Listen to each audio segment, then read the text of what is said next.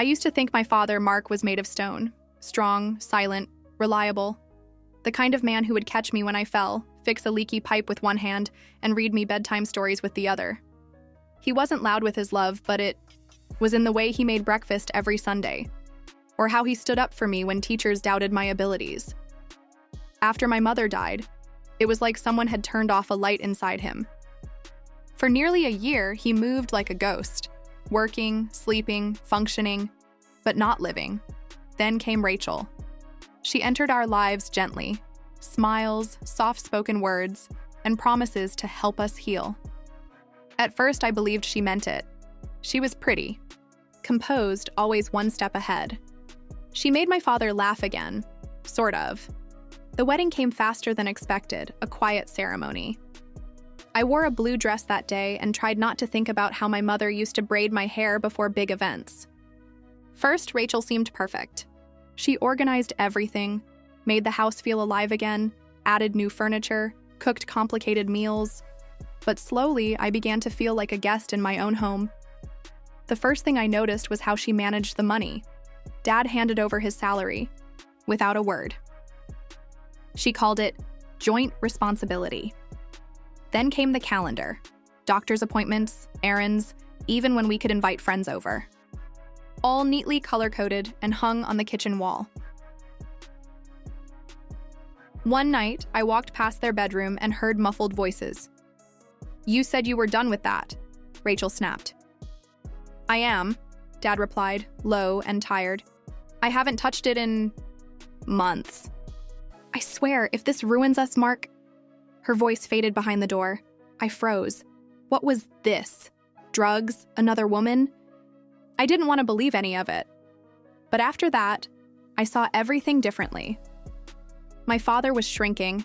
His shoulders hunched a little more each week. He stopped laughing. Not even his old favorite movies could pull him back. Rachel was always pleasant in public, of course. But in private, her smile came with an edge. Once, when I asked why Dad didn't join us for dinner, she smiled and said, "He's tired. He's been making mistakes at work. You know how that goes." She made it sound like a joke, but there was something bitter under her tone. I started watching more closely. My father never seemed to look her in the eyes anymore.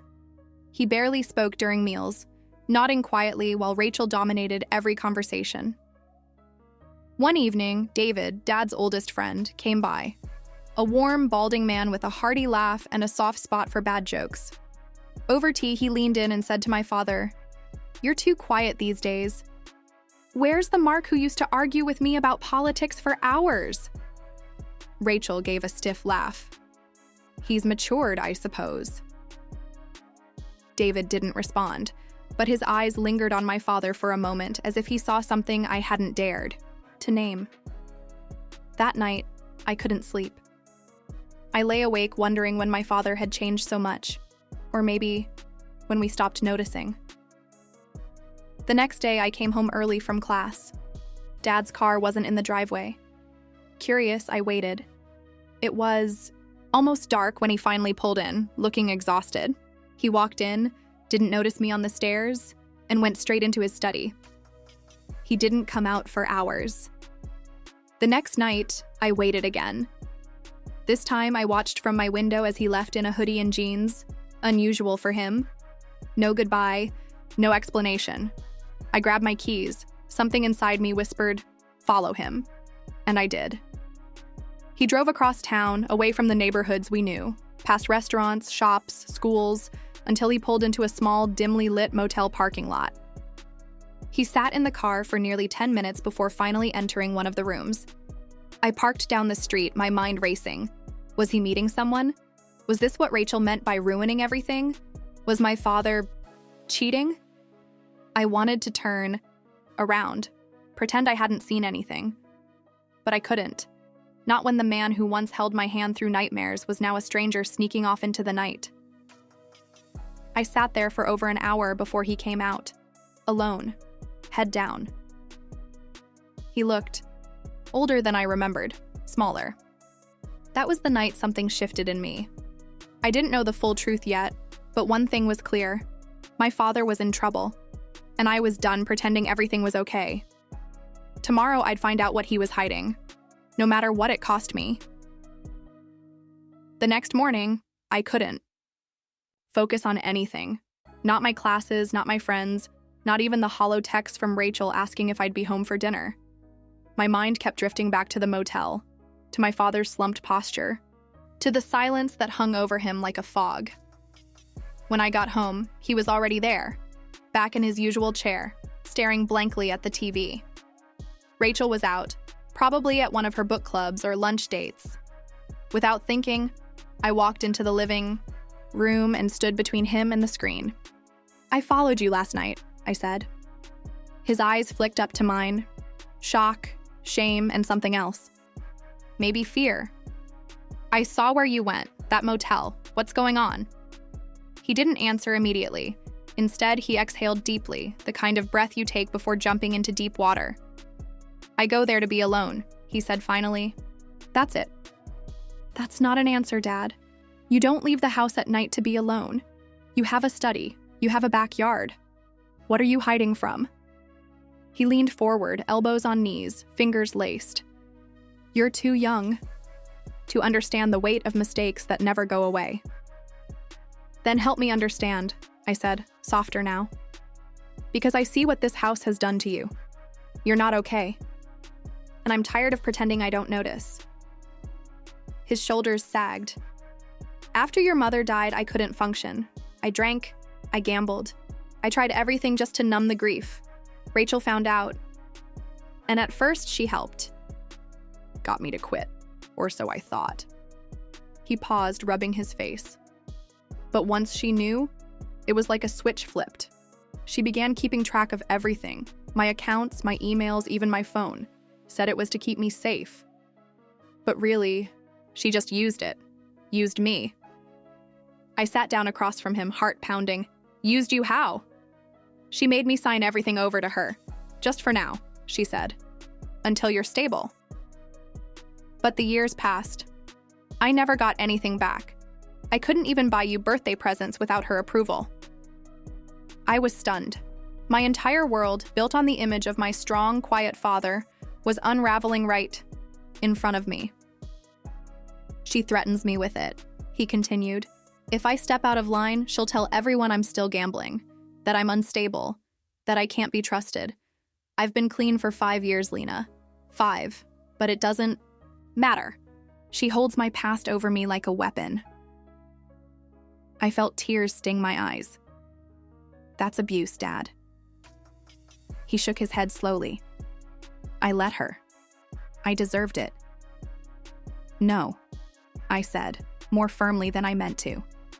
"You don't deserve to be controlled. You don't deserve to live in fear in your own house.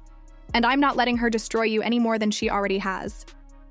He looked up at me, the corners of his eyes wet. "I go to that motel to remind myself I still have control over something, even if it's just choosing where I sit in silence." There was a beat of stillness between us, the kind that carries pain, but also truth. "I want to help you," I said. "But we can't keep living like this. She's suffocating both of us." He hesitated. "What can we even do? She has everything.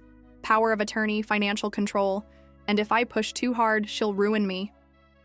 "Not if we expose her first," I said. "Not if we get someone who knows how to fight this." He looked at me like he was seeing me for the first time. Not just his daughter, but a woman with fire in her eyes. "I want my life back, Lena," he whispered. "Then let's take it." That night, I called David. He didn't ask questions. He just listened as I told him everything. The motel visits, the manipulation, the fear in my father's voice. "I knew something wasn't right," David said quietly. "She never liked me around him. I should have pushed harder." "It's not too late," I replied. "We're going to fix this." As I hung up, I looked at my father sitting beside me on the couch, his shoulders no longer hunched, his eyes just a little clearer. We weren't out of the woods yet, but for the first time in years, he didn't look lost. And for the first time ever, I wasn't afraid of the truth. David arrived the next morning, coffee in hand and determination in his step. He greeted my father with a warm hug, no questions asked. It wasn't pity in his eyes. It was respect. The kind you give a man who's still standing, even after being silently crushed for years. "Let's get this started," David said, dropping a thick folder onto the table. Inside were forms, contact numbers, and a discreet referral to a lawyer specializing in domestic financial abuse. My father hesitated. His hand hovered over the folder like it was made of fire. "What if she fights back?" David looked him square in the eye. "Then we fight harder." I stayed close to my father that week. Every evening we went through the paperwork together, checking bank transfers, listing every instance of coercion, printing emails where Rachel had reminded him of the consequences if he ever disobeyed her. Each page added weight to our case and to our resolve. But the plan needed precision. We couldn't let Rachel suspect anything until the legal groundwork was secure, so we played along. At dinner, Rachel was her usual charming self. She spoke about her yoga group, her book club, and how tired Mark looked lately. "You should see a doctor," she said with mock concern. "You've been forgetting things again." My father didn't respond. He just sipped his water and glanced at me. It was almost rehearsed, the silence between us. But I saw it. He wasn't afraid anymore. He was just waiting. 3 days later, the confrontation began. David came over under the pretense of helping with yard work. Rachel greeted him with forced cheer. "I'm sure Mark is thrilled to have company again," she said. "He's been a bit unmotivated lately." David smiled politely. "Maybe he just needs room to breathe." Rachel blinked. Something in his tone must have registered. Her smile thinned. We gathered in the living room, me, Dad, David, and Rachel. My father cleared his throat. "There's something I need to say." Rachel's posture stiffened. "I know what you've been doing," he continued, voice calm. "I know how you've used my past to control me. I let it happen, and I'm ashamed of that, but I'm done being afraid of you." Rachel's face barely changed, but her eyes narrowed. "Is that so?" she said. "And what exactly do you think you can do about it?" "I've already done it," he replied. "I've filed to revoke your financial authority. I have legal support, and I've documented everything." Her composure cracked for just a second. "Mark, be serious. You wouldn't even have a roof over your head without me." "Maybe," he said, "but I'd rather sleep on the floor in peace than under a roof built on silence." She turned to me, eyes sharp. "You put him up to this?" "No," I said. "I stood beside him. Something you haven't done in years." Rachel scoffed, but her confidence was faltering. "You're going to regret this, both of you." David stood. "I think we're done here. Any future communication can go through the lawyer." Rachel didn't respond. She picked up her purse and walked out. No screaming, no sobbing, just silence. The kind that falls when someone realizes their power is gone. It was over. And yet, it wasn't. The weeks that followed were difficult. Rachel fought back legally, but with each hearing, her influence crumbled. The court sided with the evidence. My father's accounts were returned to him. The house was placed in his name. The lawyer called it rebalancing control. We called it freedom. He started sleeping better, eating better, smiling. One afternoon, I found him in the garage, dusting off his old fishing rods. "Haven't touched these since you were 10, he said. "We should go sometime," I offered. He paused. "Yeah, we should." We didn't talk about Rachel much after that. Some ghosts don't need exorcising. They just need to be left behind. One evening, as we sat on the porch watching the sunset, he turned to me. "You saved me," he said simply. "No," I replied. "You saved yourself. I just refused to look away." He nodded. That was enough.